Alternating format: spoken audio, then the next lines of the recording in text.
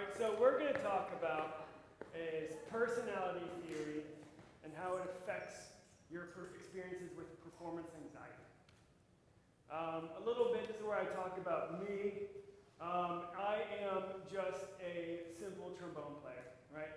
If I've accomplished anything through these studies, it's just by deciding I wanted to do something and not giving up on doing that. So if at any point you think, I want to do something like this, but I'm not capable of it, trust me, you are.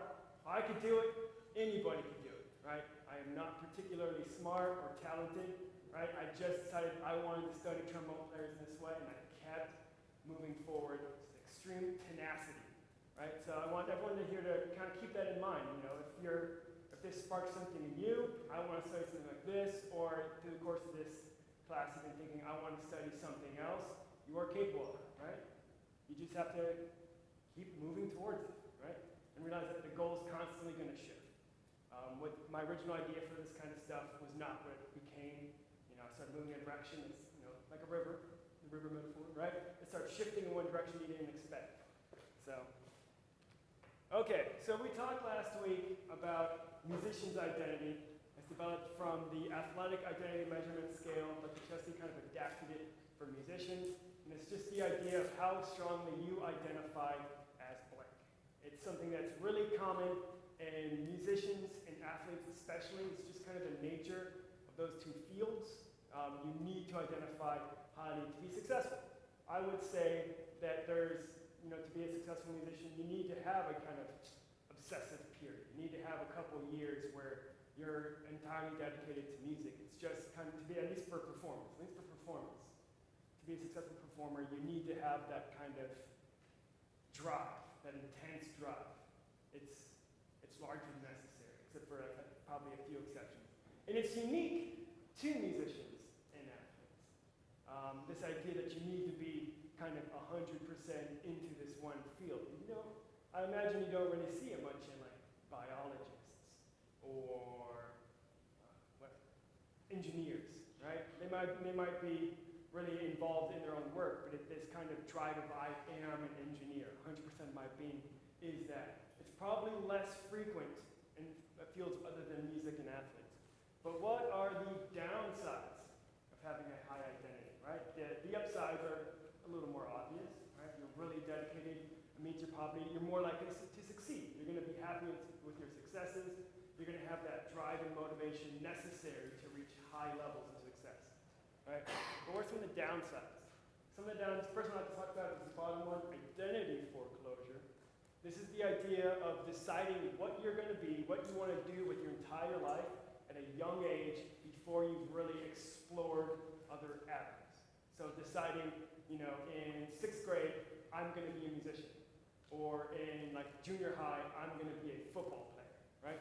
Again, it's pretty, I imagine there's not a lot of people that are graduating into like the 8th grade and deciding I'm going to be an engineer. It's probably more common by far in athletes and musicians, which is why there's a lot of parallels as far as identity between the two, right? Well, one of the problems with identity foreclosure is not just identifying at a young age, it's that you don't always necessarily choose your own path. This happened before I came here, but Dr. Chesky has a story. He was talking about identity foreclosure, and a French horn player comes up, and she said she realized talking about this, she never wanted to be a French horn player.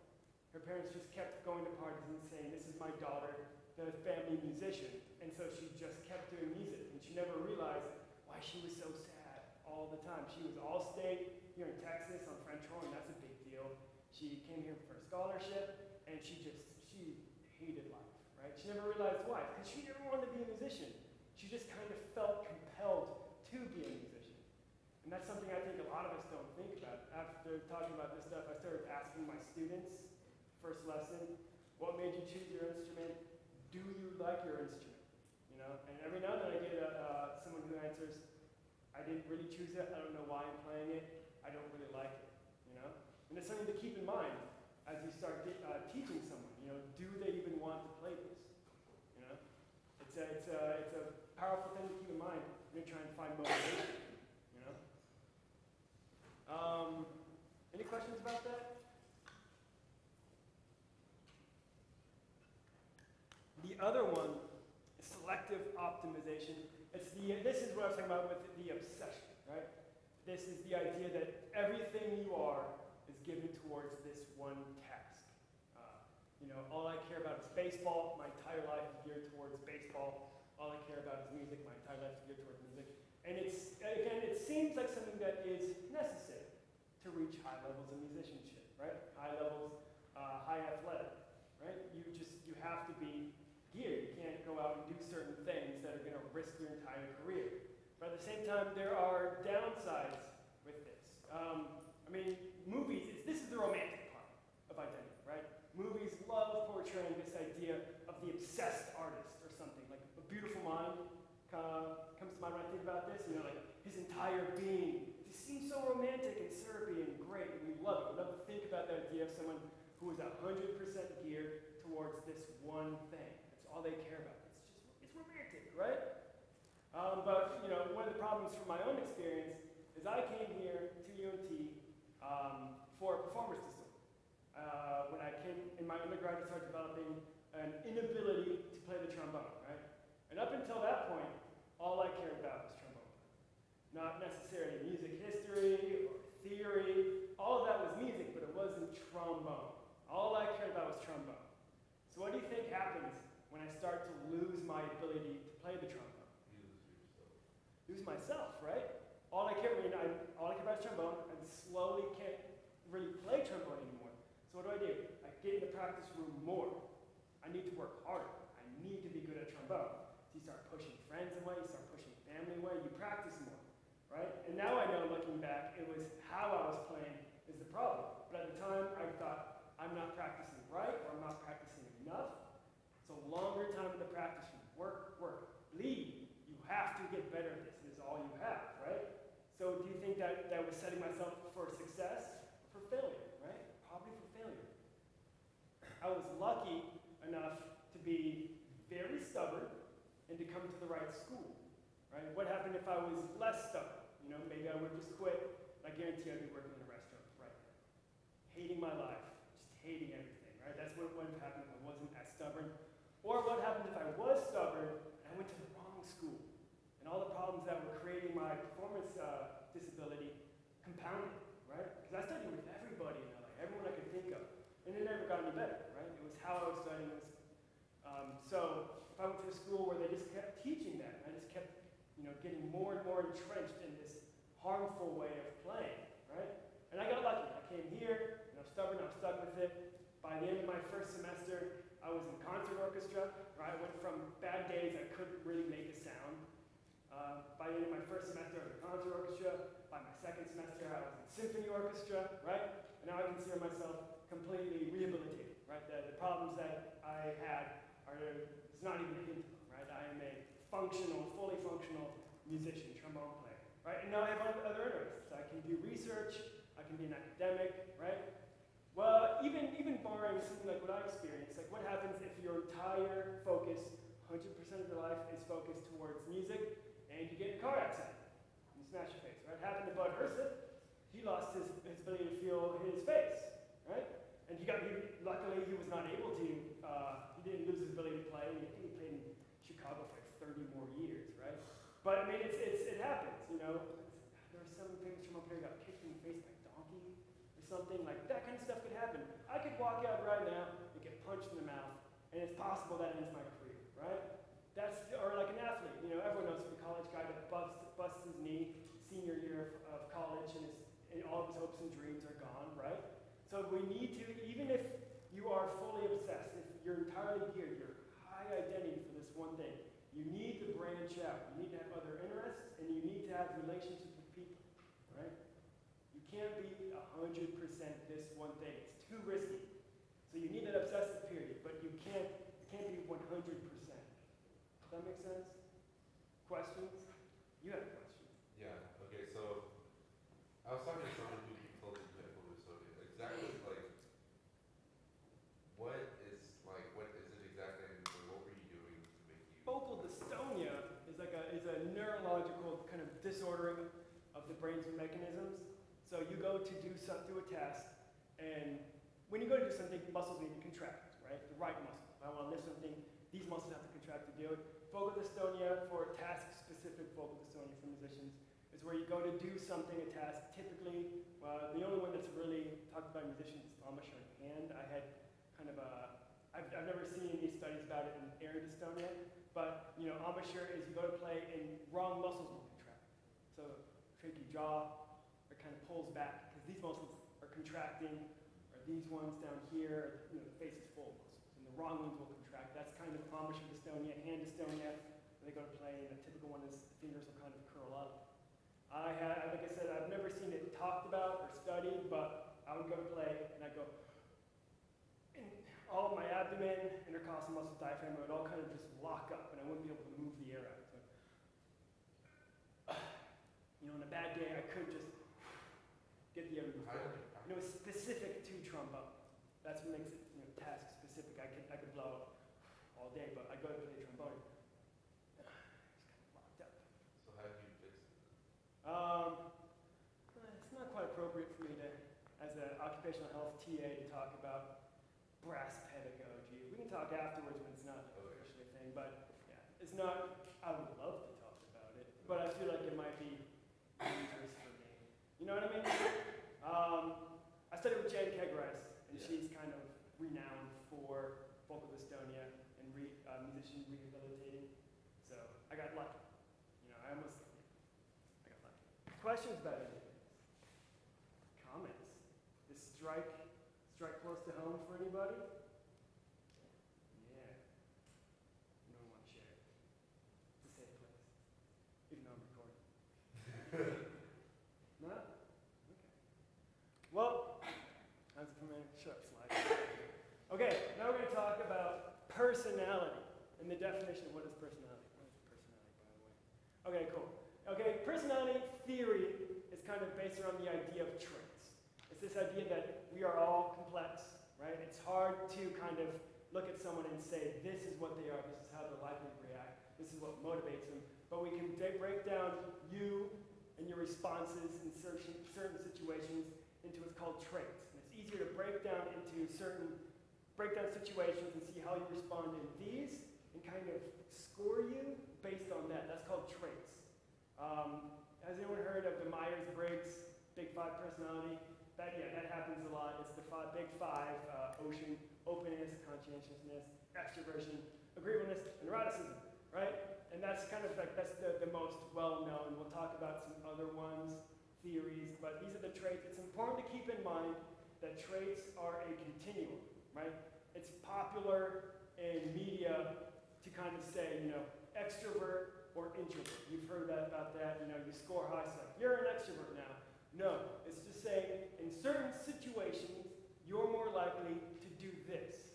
This is more likely to motivate you for this reaction, right? Versus introvert, where you're more likely to do this. Again, it's a continuum. It's not yes or no, one or two, right? It's infinite.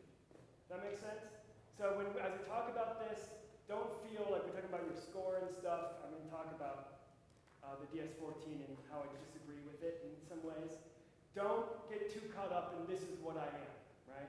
And don't think that this can't be changed. I'm going to talk about that. Any questions about this? Cool. Yeah, type A, type B. This kind of came up in like the 50s and was published in the 70s, I think, for the first time. Has anyone here heard about type A and type B personality? Yeah, it's kind of a simple one to talk about. It was by these heart doctors who, if I remember correctly, they started noticing their patients who acted a certain way in the waiting room had certain risks for heart disease and heart issues, right? And they noticed that the patients that are aggressive, impatient, that like sat on the edge of the seat, they kept asking the nurse, when am I up? When am I up? I was supposed to be 10 minutes ago. Why am I not in there, right? Those people had higher risks for heart problems, right? Versus that's type A, right? Versus type B, which is just the opposite, right? Relaxed, a little more loose with their time, not so impatient. Type A is that guy behind you on the 35 who's blaming you for traffic, right? That's type A. That's irritable, what's called wandering aggression, right? Where it's just kind of like there's this like undersurface aggression, just like some random thing will trigger. Explosive anger, those kind of people, that's typically type A. And type B, again, is just the opposite across the board, right? Whatever's type A, type B is the opposite. And they had less risks for heart problems. And that's something we're thinking about. Because this is how your personality, how you react, has biological, physiological implications on your own health, right? You are stressed, you're tense, you're aggressive, you set these high goals and you get so mad when you don't meet them, you're more likely to have, according to this study, heart problems, right? That has serious health implications about how you react, how you act, right? Your patterns of behavior affect you beyond just, do people think I'm a jerk, right? It has serious health risks, possible. So again, as we're talking through all this, I don't want you to be like, well, that's what I am, I'm stuck there, right? All of this is possible to change. It's possible for you to, based on what we talked about, to look at your own life, your own patterns of behavior, and think, I need to make a change in my life. Next one, we're going to talk about type D. Go to the next slide. Okay, type D personality, similar to type A and type B. Type D for distress. It's a combination of two subscales, negative affect and social inhibition. Negative affect, let's go to the next slide. Yeah, the two subscales. Negative affect correlates with neuroticism, and the social inhibition, the second one, correlates with extroversion, right? We see those in the Big Five. Those are two of the Big Five personality traits, right? Negative affect, bad feelings, right? It's just feeling bad about you and whether or not you reach your own goals, and assuming the worst of a situation. If someone said something, it's assuming because they don't like you, that kind of thing. It's assuming if you heard someone laugh while you're on stage, it's because they thought your playing was bad, not just because they thought it was something funny that happened yesterday, right? That's kind of the idea of negative affect. Social inhibition, right? You're inhibited socially, you don't like meeting new people, you don't really like going out in public or in front of meeting new friends. You're afraid of criticism, typically all criticism, right?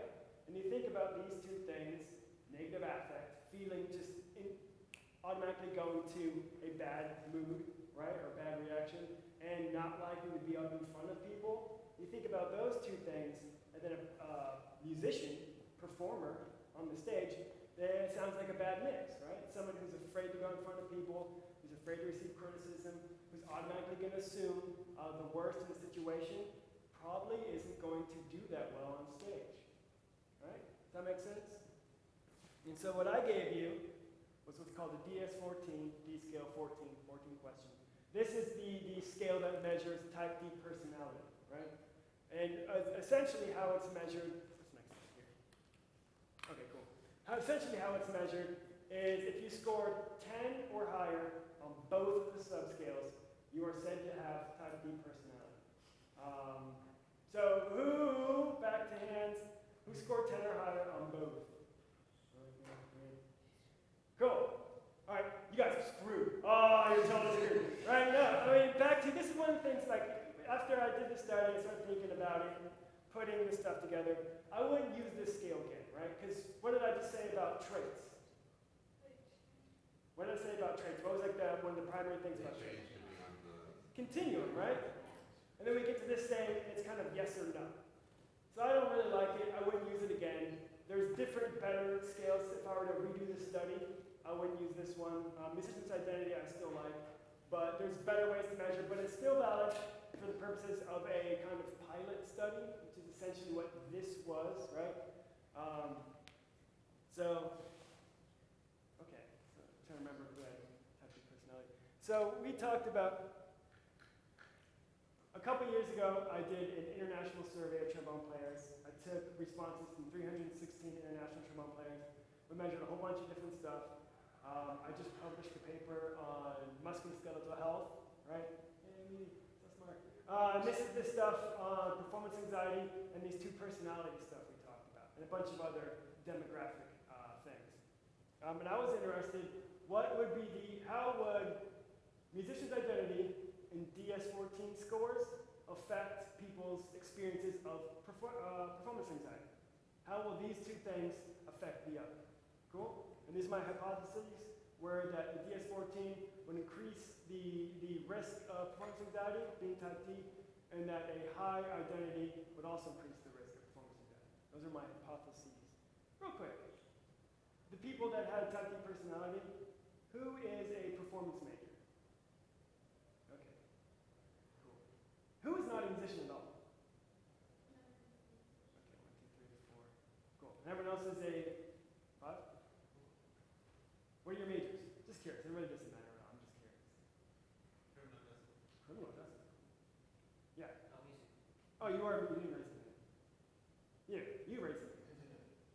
What's that? Engineering. Ecology. Cool. Oh man. You guys, your careers are so cool. I'll play the trombone. Yay! All right. So here is the demographics, some of the demographics for of the people that responded to my survey. Much larger male population, 370 male, 42 female, right? The age, the females were significantly younger than the males. They had significantly fewer years playing the trombone and significantly fewer years studying the trombone. One thing they did that's not on here is the females were also significantly smaller. They had significantly smaller BMIs. We calculated body mass index on the ones not on here. They had significantly lower BMI and were significantly fewer of them were in the overweight or obese categories. But one thing that's interesting in all this, there was no significant difference in performances a year, and there was no statistical significant difference in music degrees earned, right? So they're younger, they're smaller, they've been playing less, they've been studying less, but they perform about the same amount and they've earned about the same number of degrees. So just interesting things to think about, gender issues on this study. We talked about it in my study. Go ahead and read it. This is how we talked about performance anxiety. We broke it down, we separated frequency from intensity. We asked frequency on a 5-point scale, never to always. And then severity from moderate, mild, and severe. Because the idea was maybe you experience very mild performance anxiety all the time, or very severe performance anxiety infrequently, right? You can do it every now and then. I do it, but when I do it, man, is it powerful? There's always a little bit, but it's not really a big deal. I can ignore it. So we wanted to figure out exactly how are people experiencing performance anxiety. The typical way is the assumption that if it's frequent, it's also severe, and if it's severe, it's also frequent. We didn't want to follow that assumption, so we separated it. So we're going to talk about performance anxiety frequency in the results section. This is just a little breakdown of the results. On the bottom, the severity, mild, moderate, severe, and up and down, the frequency, both of them before. And as you can see, this is not a great way to visualize this data in these kind of box and whisker graphs. It's not great, but as you can see, as a performance anxiety gets more severe, it becomes more frequent. I can't recall any statistical significances of that, but just as it gets greater, it gets more frequent. Oop, wrong way. And then this is just lots of graphs showing similar relationships, except for after. Every time we looked at after, again, once you publish, you've gotten the results, you start going through the data, you figure out just how flawed your study is. There's a lot of things I would not do. Again, the question after, performance anxiety after, I want to ask them, just because it's so vague, it's weird. Before makes sense to me, and during, of course, is pretty clear, but performance anxiety after, thinking about it, like, what does that mean? Like immediately after you take the horn off your face? Like within the next week? Like a big performance, I can imagine performance anxiety lasting longer than a small performance. So all this, it doesn't make as much sense to me to ask after, but again, too late now. You know? Hindsight. But you can see there's a general relationship, top left and top right are the before and during. And it's pretty consistent every way we look at it. And then of course this is the after, and this is the huge mess. Okay, So we get into what time is it? My phone is recording. 11:36. Oh, we're doing pretty good. So here we go. In the DS14 scores, you can see DS14 total right there. Percent no, percent yes. Very much yes means did you score 10 or higher on both subscales, right? And 32% of the people that responded to my survey said yes, said they scored 10 or higher on both subscales. And you can see below that the individual subscales. Negative affect is the first score that you guys scored on your test. Negative affect in the bottom is the first one.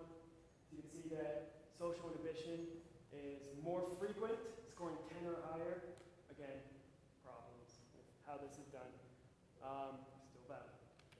Musician's identity, we can see the musician's ID total at the top there, the average, 50.7. That, again, that's higher than both the athletic identity average, if I recall, was around 57, and Dr. Chesky's for musicians were around 47 and 48. So these are pretty high. These are pretty high average, higher than the athletics of the musicians in Dr. Chesky's survey, right? So musicians that responded to my survey all reported high identities as musicians. Does that make sense? Any question about this? So the average for these musicians was pretty high, and 32% of them scored 10 or higher on both subscales with the DS14. They are said to have type B personality, right?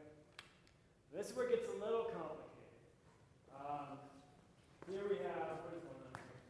Frequency performance anxiety. We have before, during, and after. In DS14, no, forget. So essentially here what's going on, did you score 10 or higher on the DS14, both subscales? Do you have type B personality? Yes or no? Okay, so yes, no, DS14. What was your frequency of performance anxiety on the 5-scale score for frequency performance anxiety? That's what we're seeing here. And you can see that people with type D personality had higher scores for frequency performance anxiety, and it was significant, right? If it's below 0.05, it is statistically significant. That just means that it's not likely to be random chance. Statistically, there is a reason for this relationship, right? That's what that statistical significance says. So you can see that people that had type D personality had statistically significant higher scores of frequency performance anxiety before and during performance, right? And then after, higher, but not statistically significantly so, right? And that's true for both the subscales. People that just scored 10 or higher on social inhibition, which was the second subscale on the DS14, and this one. So higher scores on either of these has a increased risk to experience frequent performance anxiety. Does that make sense? A little complicated. Anyone need another minute to soak it up? Anyone need me to repeat it? No shame. It's kind of wacky. So the first subcycle, which one is that? Is that like the social? The ones you circled are the negative affect question. Let me just double check. Yeah, the ones you circled are the negative affect, NA. Okay. And then the uncircled ones are the social inhibition, which is the SI. Does that make sense? Okay. A couple more seconds. Now this one looks similar, but it's different. Now we looked at, did you experience performance anxiety before, during, or after? Right? So we asked four scales for performance anxiety, never to always. So did you report never or any other frequencies, right? So it's pretty much now yes or no for performance anxiety. Does that make sense? That's what the yes and no means. It's different now, right? Yes or no. And did you experience performance anxiety? Yes. This was the reported average.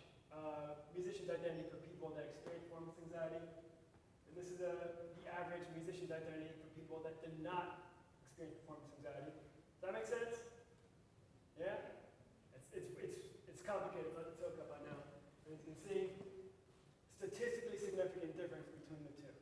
So people that experienced performance anxiety had a statistically significant higher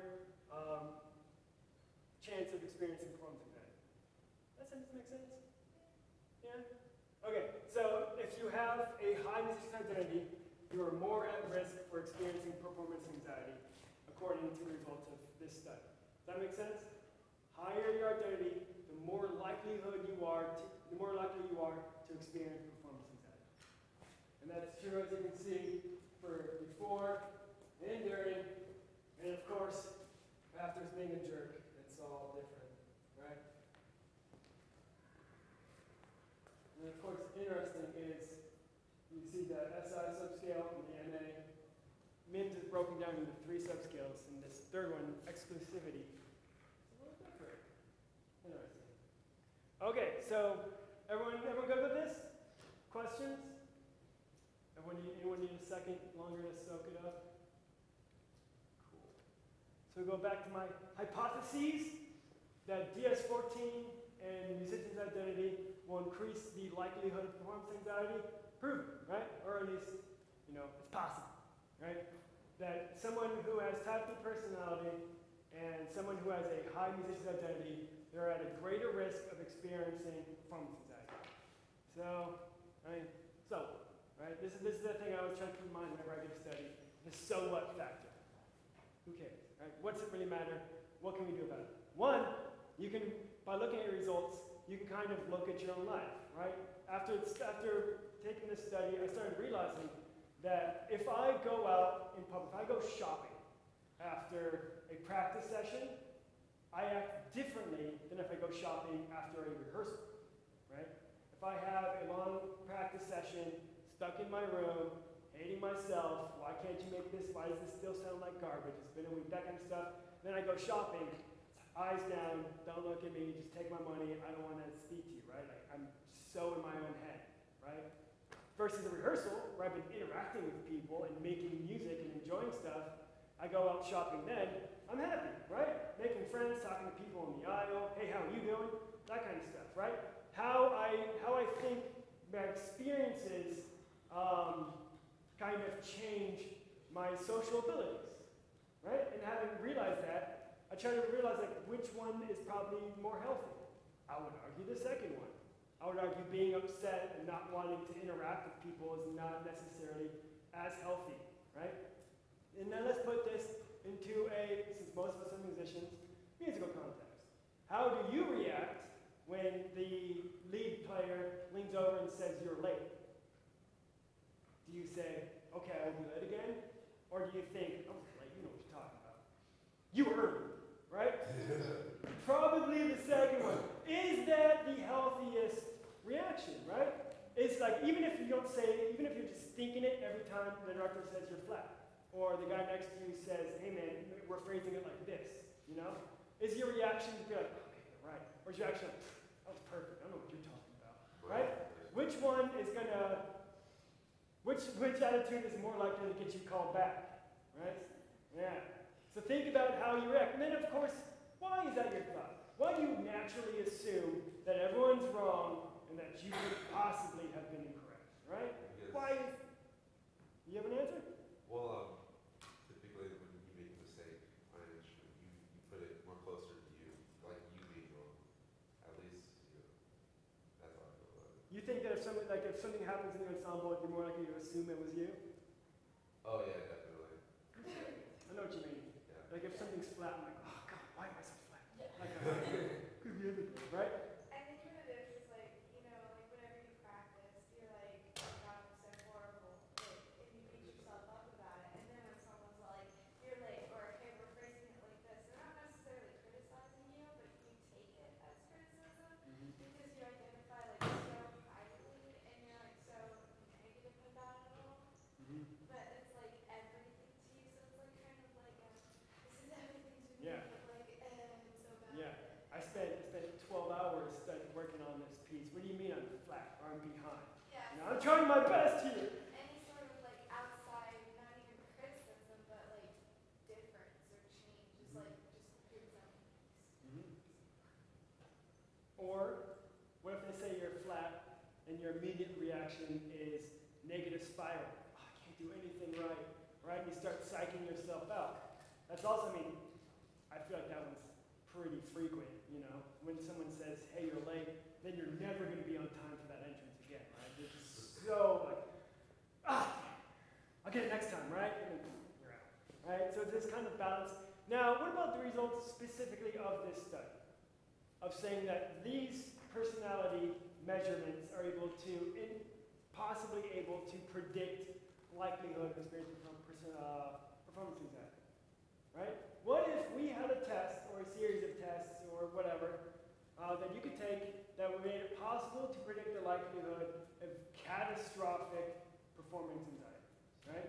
We've all seen it. We've all maybe experienced it, right? I teach at some high schools and middle schools, or at least in high schools, they have that thing where you have to, here in Texas, you have to stand up and perform your all-state cuts every week in front of the band, right?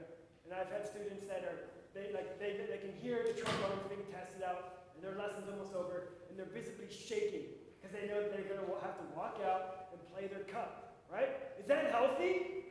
When they're shaking at the idea of playing, is that setting them up for a successful performance? No, right? What if it's possible to test before they even say it for the first time, be like, you know what, take it easy, we're not going to put you in front of people, because some people do great, right? The idea of trial by fire, sure, maybe, right? But the idea that you do that for everybody is not healthy. When I was in my undergrad, right after high school, I went to community college. We're almost done, guys. We're almost done. Right after high school, I went to community college, and for a semester, I was paid to record all of the jury performances, right? So I had this big digital recorder thing, like CD recording was new, right? It was this giant thing. And so I had to sit there and I had to watch all the juries and record them, you know, play for the next person, or record for the next person, stop, record for the next person. And this one for the piano juries, this girl comes out, and this jury was her first public performance. This school, everyone in the studio sat in the audience, right? So the audience was all of your colleagues in that studio. She comes out in like a recital dress, right? It was kind of weird, like a full gown. And she sits down at the piano, so she's playing from memory. She gets a couple phrases in and just blank, just stops, right? And then she starts over, gets to about the same spot, stops, blanks, right?